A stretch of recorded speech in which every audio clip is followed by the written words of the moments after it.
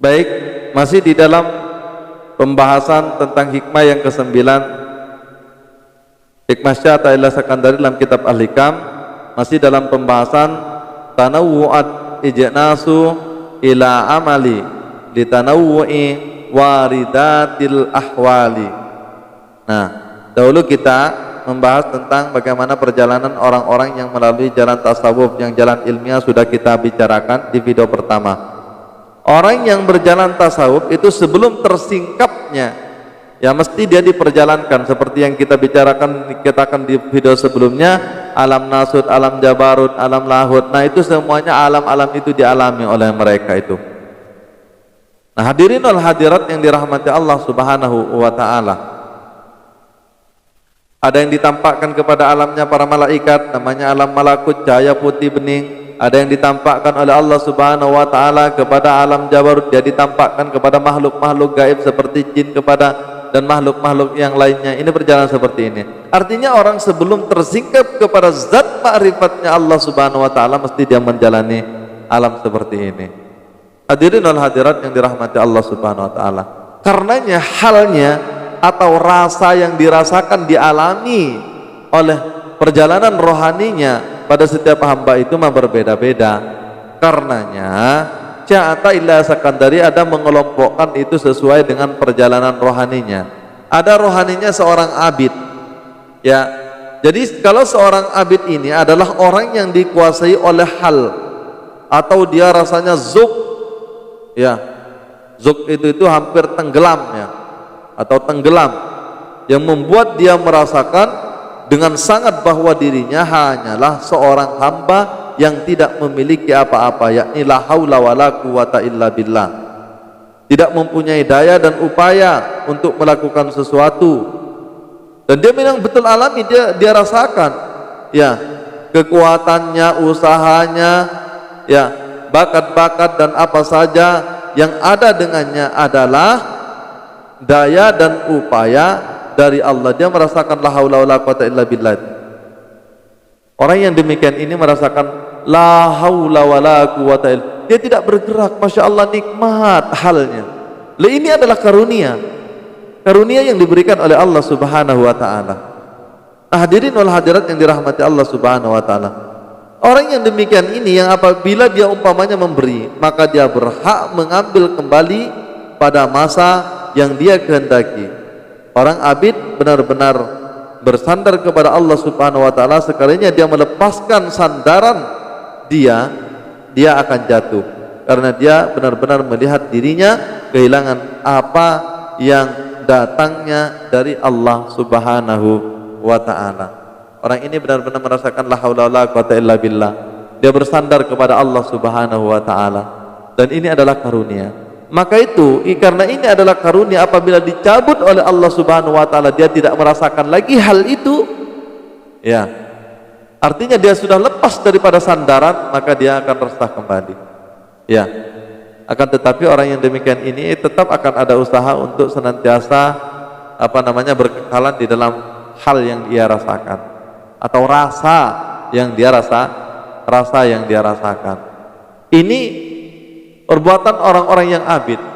Jadi dia lebih identik kepada laku, ya, daripada amalan-amalan. Akan tetapi apapun amalan yang dilakukannya, dia paham bahwasanya dia itu tidak punya kekuatan, ya, tidak punya pendengaran, tidak punya penglihatan. Semuanya itu ada atas izin Allah Subhanahu wa taala. Dan orang yang demikian ini nikmat kok.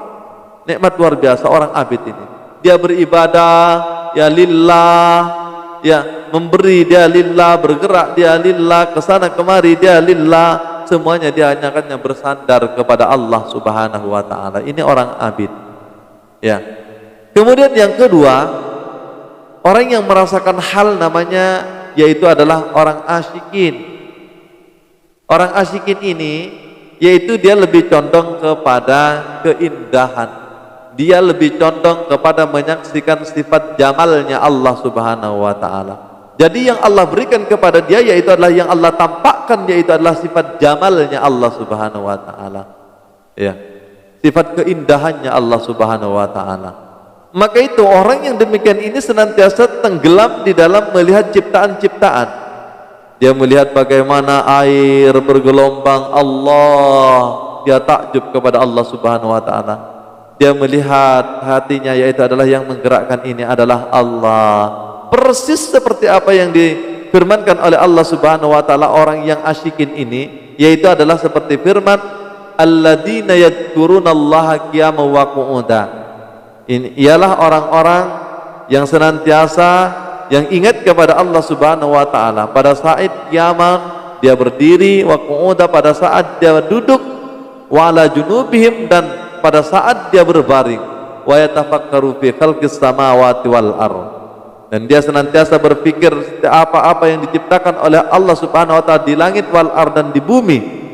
Ini perbuatan, maka itu dia diberikan gelar oleh Allah Subhanahu wa taala inna fi dzalika laayatil liulil albab. Jadi nama yang demikian ini asyikin ini yaitu adalah ulil albab. Hal yang dirasakan olehnya yaitu adalah hanya keindahan Allah Subhanahu wa taala. Maka orang ini dia tenggelam dalam lamunan-lamunan. Dia punya alamnya sendiri. Ya. Orang ini kadangnya biasanya kurang memperhatikan tentang akhlak, tentang tata krama dia karena dia sudah punya alamnya sendiri. Dia sudah banyak, sudah hawarikun al-ada, dia sudah keluar daripada kebiasaan. Ya. Tapi dia tidak salah kepada Allah Subhanahu wa taala. Dia sudah tenggelam kok kepada Allah Subhanahu wa taala. Melihat gunung, Allah merinding bulu romannya, Masya Allah. Melihat bumi, melihat awan, melihat apapun yang dia nampak hanyalah keindahan Allah Subhanahu wa taala. Masya Allah. Tidak ada yang dilihat melainkan keindahan Allah Subhanahu wa taala. Melihat pepohonan, melihat binatang-binatang, Masya Allah, yang dilihat hanya Allah Subhanahu wa ta'ala yang maha indah. Kata indahnya ya Jamal, makanya muncullah yaitu adalah kaedah-kaedah ya Jamal. Ya, hadirin wal hadirat yang dirahmati Allah Subhanahu wa ta'ala. Jadi tingkatan orang yang asyikin, orang-orang yang sedang asyik bersama Allah Subhanahu wa ta'ala, yaitu adalah halnya dia senantiasa merasakan nikmat ketika melihat segala sesuatu karena dia sudah tenggelam kepada sifat jamalnya Allah Subhanahu wa ta'ala.